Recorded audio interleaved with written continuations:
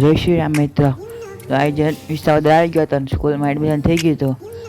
લખતરને બધું તૈયાર કરી નાખ્યું તો આજે જવાનું હતું સ્કૂલ. અને ત્યાં વરસાદ ચાલુ થઈ ગયો હતો. થોડીક વાર ખમી ગયો અને સ્કૂલેથી સીધો આવીને પલ્લીને આવી ગયો હતો. થોડીક નીંદર આવતી હતી હોતે તો થોડીક વાર સુઈ જાય. હવે ઉઠીને સીધો લેસન કરવા બેસી ગયો. લેસન જાજુ હતું તો ભાવ કરવાનું હતું એટલે ને ત્યાં લેસન કરવા બેસી ગયો. વરસાદ ચાલુ થઈ ગયો. વરસાદ આવતો હતો ફૂલા ફૂલ. અને આ વખતે નવરાત્રિ ઉજવાય ને એવું લાગે આમ છોકરીઓને તો. અમારે સામે જ ઘરની સામે પાર્ટી પ્લોટ થવાનો હતો. અને ભૂખ લાગી હતી તો ઘડીક નાસ્તો કરી નાખી, ચા ને ગાંઠિયા.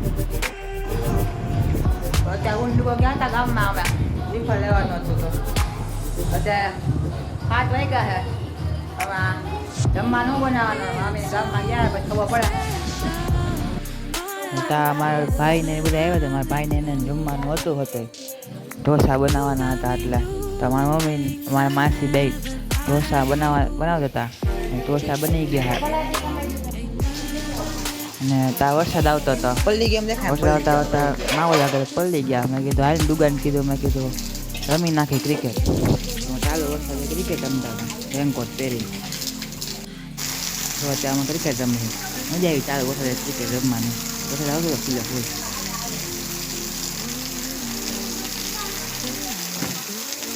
તો અહીંયા વ્લોગ એન્ડ કરીએ. જય શ્રી રામ. મળ્યા બીજા વ્લોગ